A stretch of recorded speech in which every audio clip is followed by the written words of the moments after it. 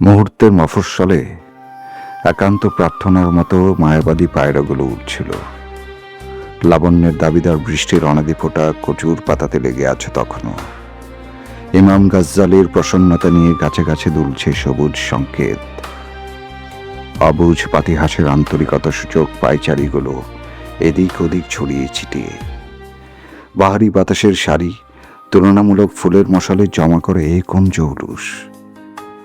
পাশ ফিরে শুয়ে থাকা রাঙাধরু দ্রৌপদী বিষণ্ণতা জেনেছে আশ্বিনের স্রোতে ভেসে কিভাবে দেখে নিতে হয় রূপসী বাংলার নিরঙ্কুশ রূপ।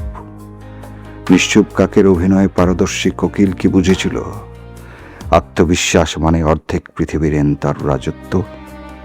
আর তাই ভাগ, সে তো দুর্বার ঘোড়ার পিঠে আসীন কোনো যুদ্ধ জয়ের চন্দ্রাহত ঘোষণা। অনন্ত যৌবনা চাঁদের ধু ধু বুকে কিসের এত টানা পড়েন? অধীর জোছনা জলের প্রান্তরে শুধু পারাহীন আয়নার ছায়াবাজি। স্বর্ণলতা, আমাকে যেতে দিলে বধির বেতস বনে। পানাম নগরীর আদিম বিষাদ ক্রমশ উজ্জ্বল হবে। নির্ভুল ডাহুক ডাকবে অতল বর্ষাকে। শেষ বৃষ্টিবিন্দুটি তৈলচিত্র ফর্সা দেয়ালে চাওলার অগাধ স্নেহ আকাতরে বিছিয়ে দিয়েছিল। এই বড় অপরাধ হবে যদি আমাকে ভুলে যাও। তোমার ঝড় হৃদয়ে পারবে বনের অবদ্ধতা, আর নদীটা কাছে এসে ফের দূরে সরে যাবে।